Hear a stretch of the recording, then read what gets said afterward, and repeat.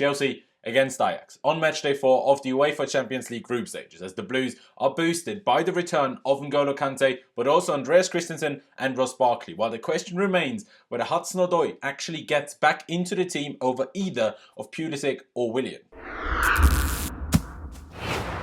Hello there guys, and welcome back to Blues TV for another preview of mine on this channel, as Chelsea are to take on Ajax in the UEFA Champions League, and I'm absolutely buzzing for it, absolutely looking forward to it. Of course, I was there for the return fixture in Amsterdam 2 weeks ago when, of course, Michy Batshuayi scored that late winner to secure the 3 points.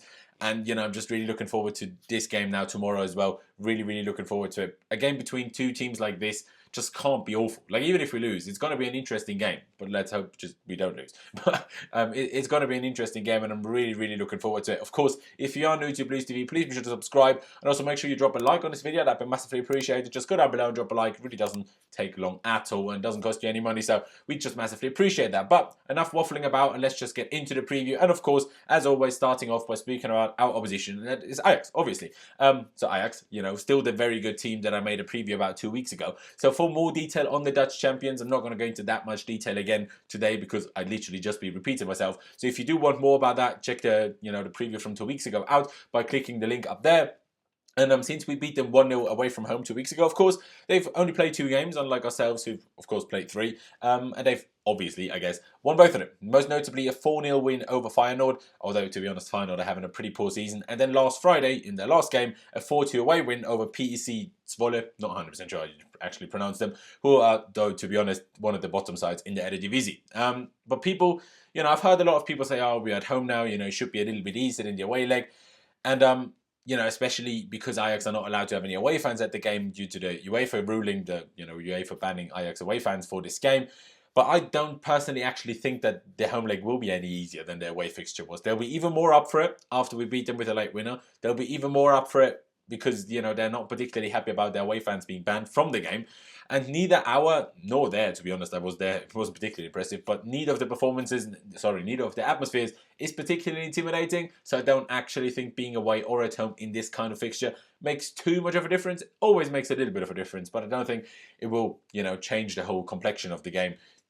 It's just not what I think, is going to happen. What is interesting, though, is that 2 of their midfielders that started against us 2 weeks ago picked up injuries in the last game. Edson Alvarez and Lisandro Martinez, they both picked up injuries. And even their third midfielder, Donny van de Beek, came off as he felt, came off in their last game as he felt his hamstring a little bit. I read that he himself said it's nothing to worry about. But as I am recording this before their manager's press conference, I can't tell you right now for sure whether he'll be available or not, whether any of the 3 will be available. But there is a chance that they'll be missing all 3 midfielders that started against us, which of course will be quite big. But generally, I believe the game will be pretty similar to the away leg. Maybe we'll have a bit more off the ball, but other than that, I still expect Ajax to try the similar things that they did in the first game or in the game in Amsterdam. They try to use the flanks a lot to create chance. I do expect them to do that again. I do expect them to come with the high press, with their strong press, and also their usual high intensity. That's just Ajax. You will not play against Ajax and not get that. But I also think that we will see the similar, defensive frailties that they showed in Amsterdam, which in my opinion, we didn't quite exploit enough. Maybe that's just me, but I think we could have done a bit more with a lot of the half chances or just with a lot of good build-up that we managed to, create for ourselves, I guess. The good positions that we put ourselves into didn't always make the most of it, in my opinion. But of course, we still have to always look out for the usual. Ziyech, Promes, Tadic, Neres, if he does play or when he comes on.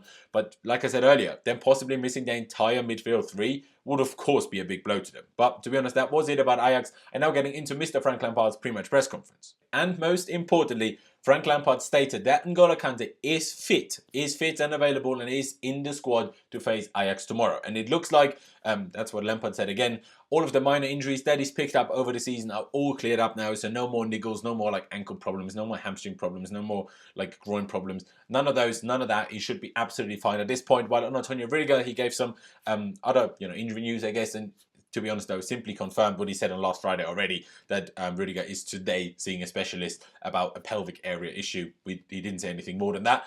It was also confirmed by various journalists and the club themselves that both Ross Barkley and Andreas Christensen were in full training today. The only player that was missing was Antonio Rudiger.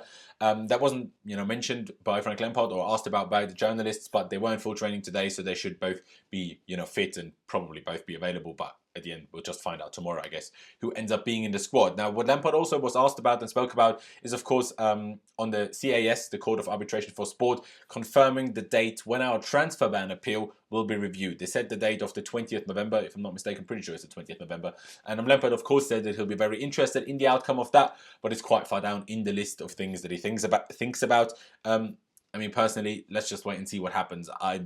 To be honest, I don't think we'll get the ban reduced to 1 window. We'll just have to wait and see. But of course, I guess the results of that review of our appeal will then decide whether we will be allowed to sign players in January already or only next summer. And then lastly, there was a lot of talk about VAR, of course, the problems that with the Jorginho controversy against Watford, but not just in Chelsea games. Like plenty of other games have been affected by very, very dodgy VAR decisions. Lampard spoke out about it after the Watford game, was of course asked about it again. And then Mason Mount was the player that took the press conference ahead of, as usual, there's always one player that takes a press conference ahead of the international UEFA games, I guess.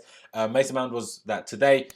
Didn't particularly say anything interesting, to be fair. Wasn't asked anything interesting either, but spoke well to the media. I guess there's not much more than that to say. So that was really it from the press conferences today. And now let's just get into Chelsea. And honestly, there are a few positions today where I'm not quite sure who I would like to start in. Everyone but Rudiger, was part of training today. I said that already, including Kante, Christensen, and Barkley. So we pretty much have everyone available. Bar Rudiger, of course. And I'm 100% certain that it will be that mix of a 4-3-3 and 4-2-3-1 again. Just like it was in Amsterdam. Mount will make those runs that turn it into a 4-2-3-1, but Kovacic will also slightly drop deeper just to secure it a bit when Mount makes those runs, or rather that Jorginho will push up to make it the two next to each other. Well, that's just how we play, We've just gotten used to that. Sometimes it's a bit more of a clear 4-2-3-1. I don't think we'll see that against Ajax. Actually, kind of just spoiled up my midfield three here, didn't I? But, oh well, I guess that is that. I personally just wouldn't start N'Golo Kante. I just would not start him. As far as I'm aware, today was the first time he took part in full training again after being out for quite a while now. And have him on the bench. Have him on the bench, bring him on for the last 15 or 20 minutes of the game, but don't start him. Don't be short-sighted, sorry. And, just use your brain, please, Frank, please. We need him for the season. We don't need him for one game tomorrow. We need him for the season. Tomorrow is not a final. Tomorrow is a group game, right? We need him for the season. We don't need to throw him in again and, pick up injuries again. Just give the guy time. Slowly bed him in again. Don't overdo it. Hence, that is the main reason why I don't want him to start. I just don't want to overdo it. But, of course, starting from the back again as usual. Kepa, of course, has to be in goal. And the two centre-backs, I would stick with Tomori and Kurt Zouma. Even if Andreas Christensen is fit to start, neither of those two deserve to be dropped. So, in my opinion, they stay in the side. At left back, it has to be Emerson Palmieri. It absolutely has to be if he is fine to play again after being out injured for over a month and already played against Watford. If he's fine to start again, it has to be him. Like Alonso was, if anything, our weak point against Ajax, and Emerson, in my opinion, is just so much better. Like, it was such a joy to watch him against Watford again in comparison to Marcos Alonso. Yes, he had that one minor mistake where he missed the ball in the air as he tried to pass it back. But other than that, it was such a huge difference again. And on the right, I wouldn't mind Reece James starting, but Azpilicueta, in my opinion, was so good in Amsterdam, especially defensively, that I think he deserves to start this one as well. And also, I think Frank Lampard likes at least a little bit of experience in his back line. Hence why I really don't see Reece James starting huge games, at least until Rudiger is back in the side. Once Rudiger is back, and if Rudiger manages to get himself into the starting 11, then I can see Reece James starting over Azpilicueta in big games as well, because then we have a little bit of experience there. But without it, I just don't really see it. But, if Reece James starts, like I said, absolutely no problem with it, especially because he is probably a little bit more press resistant, which of course is something that, Ajax do a lot, which I spoke about already. Mentioned the midfield three already. Don't want to see Barkley anywhere near the starting 11, and with Jorginho suspended against Crystal Palace next weekend, he will get his much needed rest there, and Kante will just likely start that game then. But then coming to the wingers is another position, I guess, or another two positions where I'm not 100% sure who should start. I'd like to start Hudson-Odoi, but Christian Pulisic just, even if he started the last 3 games, he just doesn't deserve to be dropped right now. He deserves to keep playing. He's earned that. He's earned his spot in the team right now with his last performances. Even against United, I thought he was one of our best, if not the best attacker that we had on the pitch that day.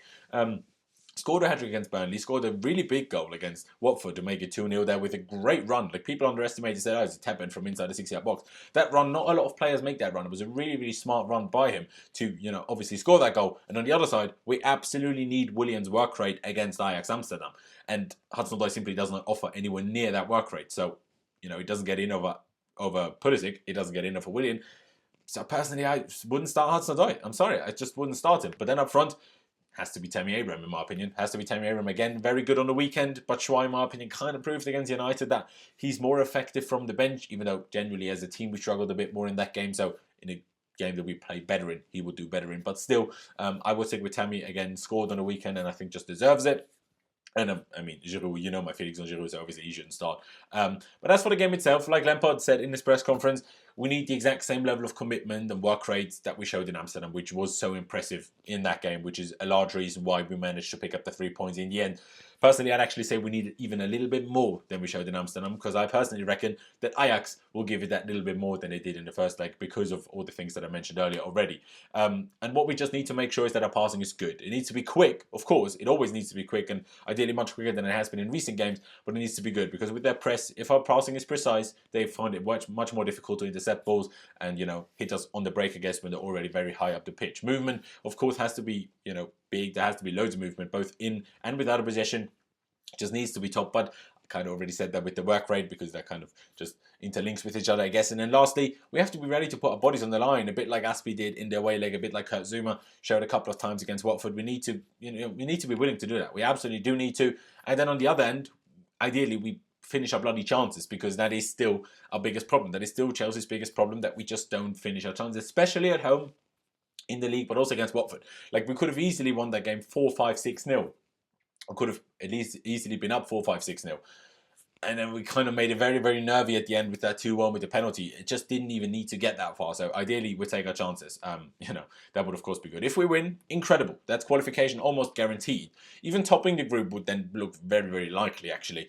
A draw would still be a good result, as the Champions League group stages are done on head-to-head rather than on goal difference. You know, with a draw, we stay ahead of Ajax thanks to the last round's victory, which of course would be good. Just losing, you know, that would put us back into not so great of a position, especially to top the group. We'll still be in a decent position to, you know, qualify, but to top the group would not be in such great of a position. So let's make sure we don't lose. Let's just make sure we don't lose. And let's go for the win anyway. Let's not play for a draw. Let's go for the win, but just make sure that we don't lose. But my score prediction is actually going to be a draw. It's going to be a 2-2. Same score prediction as I had before the, you know, last game, before the away game in Amsterdam. I just can't see this tie being another low-scoring game. I just can't see that happening again. That would surprise me so much. But hopefully we'll be able to get like a 2-1 or something. But like I said, my score prediction is going to be a 2-2 draw. But yeah, guys, that was really it from me. I do really appreciate all of you guys that tuned in. Of course, if you did enjoy the video, please be sure to drop a like down below, especially if you made it this far. Just go down below and drop a like. Doesn't cost you any time, doesn't cost you any money. So please just do that. I'd be massively appreciated. Make sure to subscribe to Blues TV if you haven't already. Make sure you smash the notification bell button and choose to be notified about all uploads so you don't miss any for future videos. But yeah, thank you guys for watching. Up the shows. Can't wait for the game tomorrow, and I'll see you when I see you.